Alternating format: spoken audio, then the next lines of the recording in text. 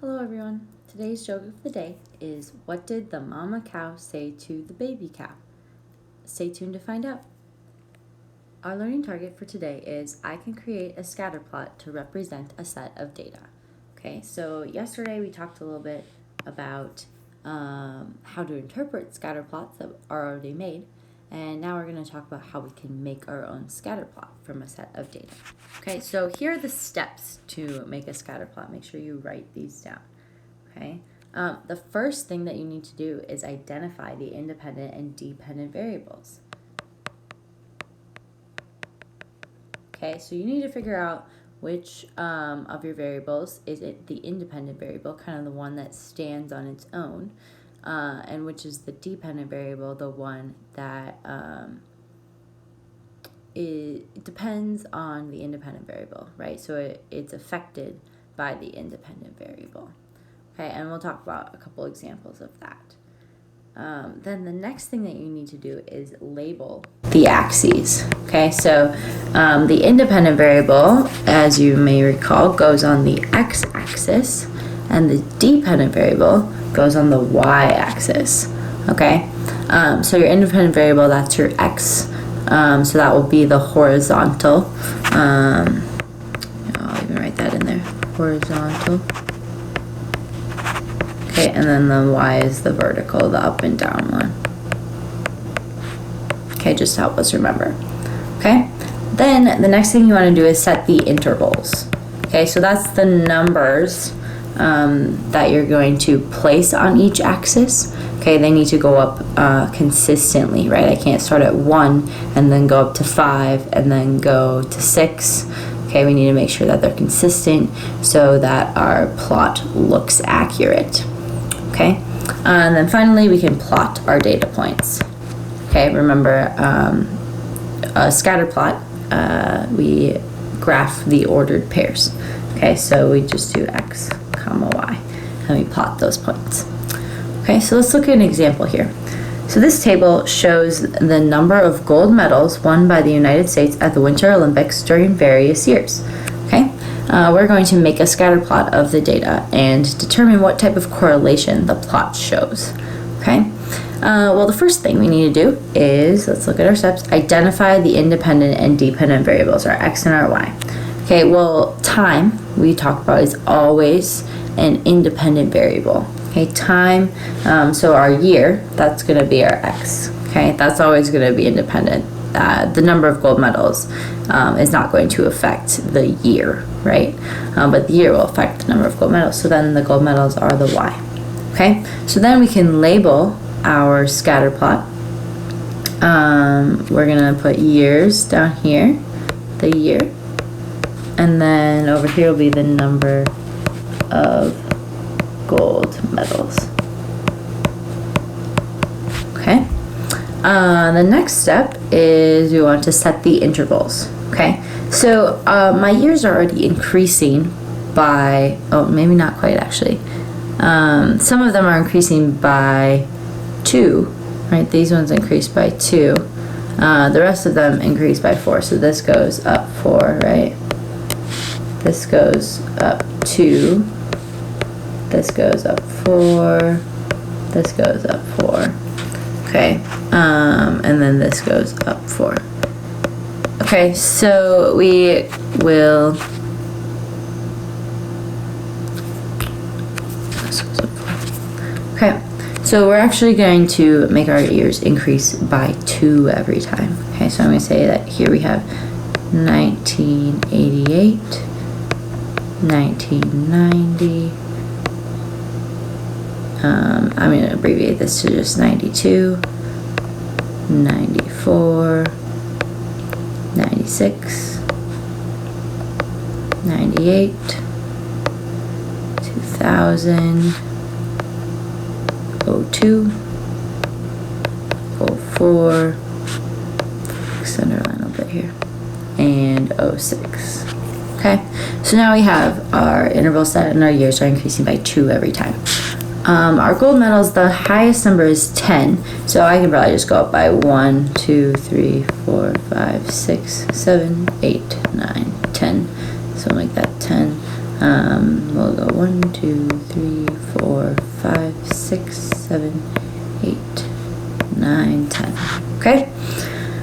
Now our final step is to plot our ordered pairs. Okay, so at 1988, we're going to go up to 2. Okay, we got 2 metals that year. 1992 is going to be up to 5. 1994 would be 6. That looks like a little bit high, maybe. 6. 1998 is also 6. 2000 is 10. And 2006, or 2002 is 10, excuse me. 2002 goes up to 10, and 2006 is 9. Okay, so now we want to determine what type of correlation this shows. Well, if I kind of draw my line of best fit in here, it's going to be approximately there. Let's see. I'll make it a little bit straighter here. Kind of like that. Okay. So we can say that this has a positive slope. So we are going to have a positive correlation. Let's see. Write this positive correlation.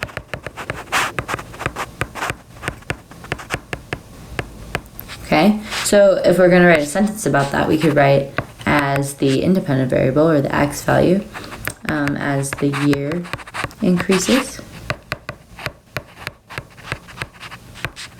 the number of gold medals also increases.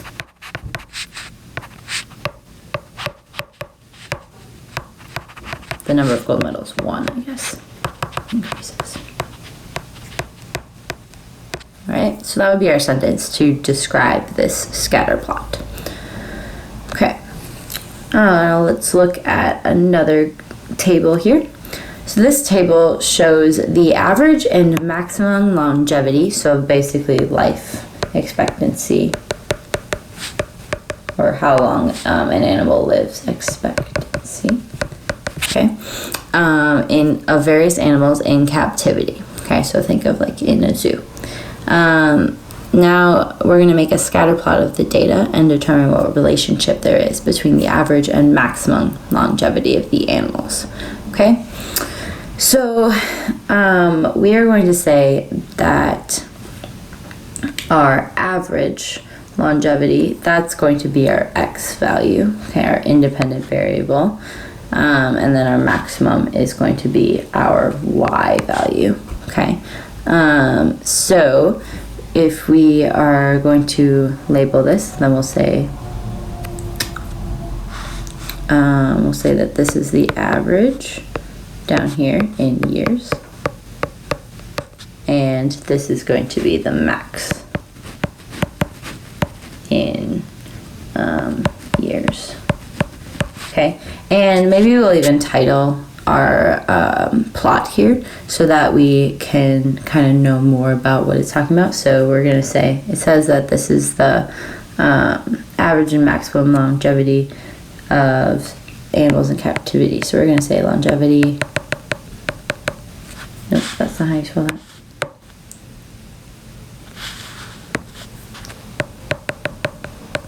Of animals in captivity.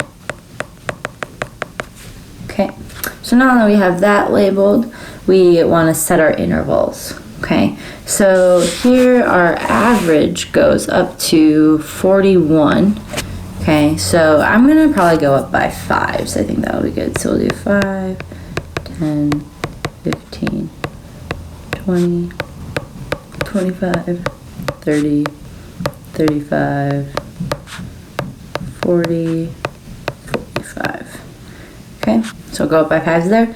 My maximum goes up to 77, so I might go up by 10s on this side.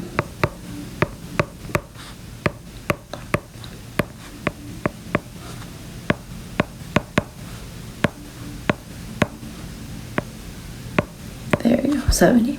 Okay, Now our final step is to plot our points, okay? So here we have the point 1247, so we'll go over to about 12 up to 47, a little lower than 50, okay? 25 and 50, 25 goes up to 50, okay? And then 15 is 40, okay? 8, 20, 35, 70. Well, actually it goes up to 77, so I should make an 82. 40 goes up to 77. 41 to 61. Okay. And 20 goes 54. Okay, so our dots are a little bit scattered about, okay, but they do show a general incline, okay, with the positive slope, so we can say that there is a positive correlation here.